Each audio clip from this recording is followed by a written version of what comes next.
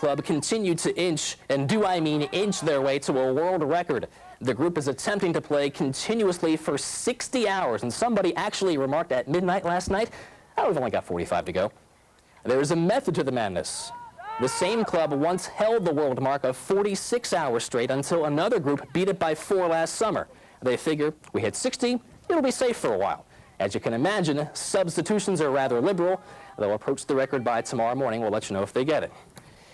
Finally, Anchorage is now home to the new world record for continuous ultimate frisbee. Yes, there is such a thing. 10 years after setting a mark of 46 straight hours of play, a local group has raised the bar one notch higher. Just after 10 this morning, they passed the record of 50 hours and 3 minutes, and at last report, they're still going. Like football, teams acquire points by moving a frisbee downfield. Games go to 19 points with a 10-minute intermission. Teams are also allowed 3 2-minute timeouts per half, and the players do shift so they can eat and sleep. Their goal, 60 hours, which would have them off the field by 8 p.m. and into bed by 8:01. A lot of the fatigue and the tiredness and the stiffness goes away. But then, you know, a few hours after the event, you start to stiffen up, and you have some difficulty walking. You try not to think about the time too much, and this run and the last run we did, we definitely played too hard. How is it tough to play too hard in that? I mean, in the first hour, there were people flying all over the place. We'll have more on that group tonight at 10. It's a great. 10 years ago, Alaska Ultimate Frisbee set a world record by playing the longest game in history, 46 hours. After seeing that mark fall last summer, they decided to do something about it. And you are about to see many of the same players enjoying a reunion that none will ever forget. We are one team, and we're going to try to make it through this. Jeff Baker, he called me and said, "Bruce, I've got some bad news." And I thought, you know, somebody had died or been in a car accident or something. He said, "Somebody broke our record."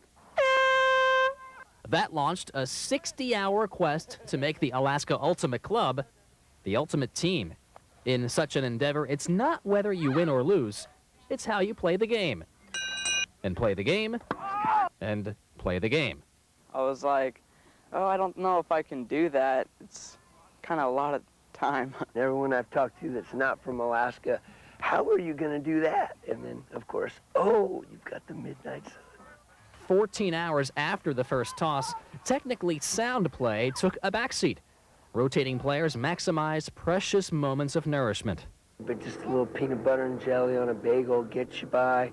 A little bit all the time is definitely the smarter way to go. Then you sort of know what you can do, you know, how little sleep you can get and still be able to operate. Nearly a half day to go until the record, muscles became tight as barbed wire, and each player knew which body part was the first one to go. My butt, because it was already tight to begin with. Once you get a little delirious, it sort of becomes not so hard anymore. Finally, at 10:04 a.m. Sunday, the goal was fulfilled. It's going to be like a lifetime memory, of course. I should note, here's the monkey wrench. A team in England is doing the exact same thing right now. I don't think they're aware that the team in Alaska started. The team in Alaska was aware of the team in England, but the team in England started later. So we'll update you if we get some more information on this. All right. Thanks, Kev, so much.